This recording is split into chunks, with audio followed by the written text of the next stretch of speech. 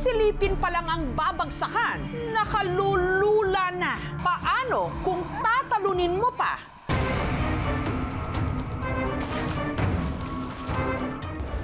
Ang 20 feet na taas ng Palaypay Falls sa bayan ng Pamplona sa Negros Oriental. Pihado, manginginig ang iyong tuhod. Pero para sa mga naghahanap ng adrenaline rush o excitement, buwis buhay silang nagki-cliff diving. Sobrang lalim na tubig, hindi mo makikita yung ibaba. Tulambak na ka! Pero sa pagtalon ng lalaking ito, Hoy, paghinay ha! ang kanyang bagsak Hulga! napasama. Hulga! Nakuha na to! Kuha na!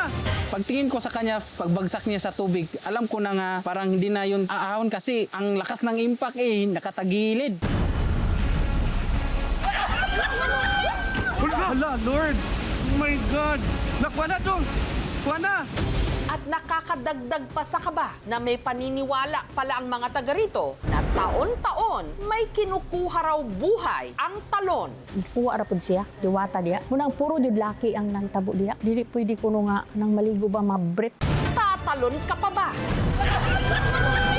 Hulga! Hala, Lord! Oh my God! Tumalon sa bangin? Ingat lang dahil isang maling hakbang o bagsak lang, buhay ang kapalit. Para humabol sa patapos ng tag-init, nag-outing sa Palaypay Falls ang barkada ni Justin. Sarap talaga dito kasi tourist spot to eh. Meron kasi ritong 3 maliliit na waterfalls at ang pinakapatok sa mga turista, ang pinakamataas na talon na nasa 15 feet ang taas. Sa mga maglalakas loob na tumalon dito, ang babagsakan, malamig na tubig na may lalim namang 10 feet. Adventure lang, saka experience ulit. Palagi na akong tumatalon sa itaas na yan eh. It's risky. Pag hindi ka marunong sa landing mo, cliff jumping, it's not advisable for everybody. Pumunta sila sa 3rd layer ng falls. Tapos umakyat sila sa isang puno wherein doon sila tumalon. Unang sumabak si Justin. Sumunod naman ang kaibigan nilang si Gino. First time pa niyang umakyat doon sa sobrang taas. Sabi ko, Gino, tatalon ka dyan, Gino. Baka pagtalon mo, madidisgrasya ka dyan. Tulambak na ka! Gayunman, si Gino, buo ang loob. Hoy, paghinay ha! Pero sa halip na mauna ang ulo, pabulusok sa tubig. Unang bumagsak ang kanan niyang paa at sumalpok siya sa tubig ng paharap. Hulga! Hala, Lord! Oh my God! Nakuha na to! Kuha na! Ang nakababahala rito, si Gino, ilang segundo matapos tumalon, hindi pa rin umaahon. Nawalan pala kasi ito ng malay. Kaya ang kanyang mga kasama, kabilang na si Abing, nagpanik na. Nakuha na to! Kuha na! Hala, Lord! Oh my God! Ang lakas ng impact nakatagilid. Lumukso ako dun sa tubig at tiningnan ko, hindi pumunta na siya dun sa ilalim Parang patay na siya dun sa lalim Wala nang malay.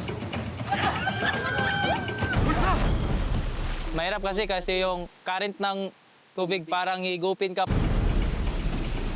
Hinawakan ko sa liis, yung ilok. At ayon sa mga nakausap nilang residente, sa mga nakalipas na taon, ang talon sa Diaraw talagang nangunguha. Caretaker ko sa una, sa Palaypay Falls, 4 years. Pag-ambak niya, nakuha ang iyang ulo sa batok. Wala naman siya mga paglutaw niya. Ang kitong usa, mautong niambak niya, gibikugan ko siya. Nalunod siya niya. Naliligo daw sila. May isang nalunod. Tapos nung hinila na ng kanyang kasama, hindi daw mahila kasi ang parang may umahawak na ilalim ng tubig. Meron daw diwata doon. Every year merong namamatay. Nagsimula ito sa paniniwala na ang bawat lugar, ang nag-aalaga nito ay mga engkanto. Sino-justify na itong mga diwata, ginaguard nila ang ating mga bodies of water para hindi masira. Pag inalay mo kasi ang buhay, mapapanatili yung kagandahan ng lugar. Kung hindi maipaliwanag ng siyensya, binibigyan natin ng kahulugan. At ang lagi raw nitong di umano kinukuha mga lalaki.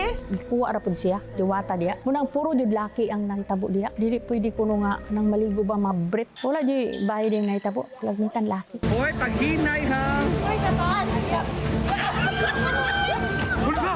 Samantala, ilang segundo matapos tumalon si Gino sa Palaypay Falls, Nakuha na to! Kuha na! Hala, Lord! Oh my God! nawalan ito ng ulirat sa sama ng kanyang bagsak. Hindi safe po yung pagdadive sa mga cliff na ganito. Marami pong pwedeng mangyari po talaga. As simple as pwedeng galos lang or pwedeng pasa lang, to as worse as mabaliang ka ng buto, pwede mo ikamatay. Si Gino, sinagip ng kanyang mga kasama at dinala sa gilid ng talon. Pinahinga po lang muna namin siya. Ano po talagang sinabi niya is nahilo daw siya, masakit daw yung Hilid. niya at saka dito. Mas nirecommend sana namin ang magre-rescue ay talagang trained rescuer o trained first aider.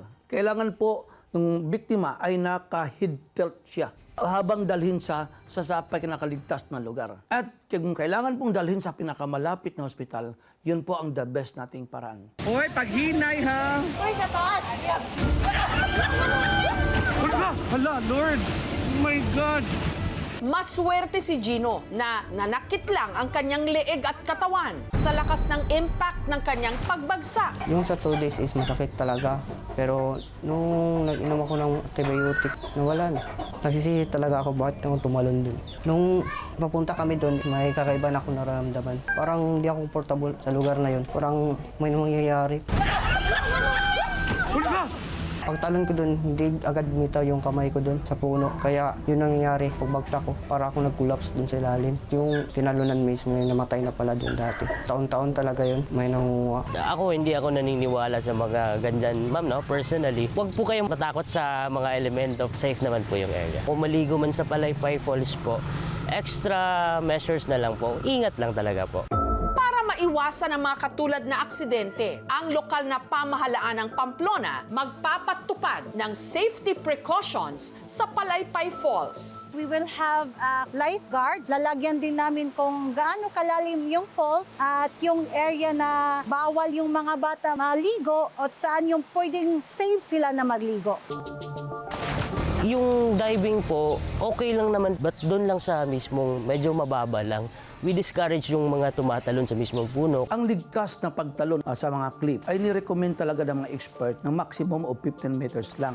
Kailangan po marunong ka dapat mag-equalize pagtalon mo. Isir mo yung ilong mo, buga ka na hangin sa tenga. Position ang kamay mo pag ganon. Pagtalon mo, dapat nauna ang paa, never po mauna ang ulo. Hindi po pwede ang isang tao mag-undergo ng extreme sports kung hindi siya physically fit at hindi siya prepared. We don't want to compromise yung safety over leisure. Hindi na ako mag-ulit ng dive. Maligo lang kayo at wag nang mag-dive-dive sa matataas kasi para iwas disgrasya rin. Hulga! Sabi ng iba, conquer your fears o daigin ang iyong takot. Pero dapat matuto rin tayong tumantya dahil kung hindi tayo mag-iingat, Hulga! baka mapatalon na lang tayo kung mangyari ang ating pinaka-kinatatakutan. Hala, Lord! Oh my God!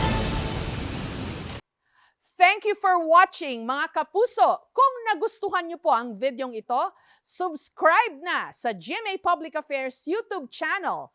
And don't forget to hit the bell button for our latest updates.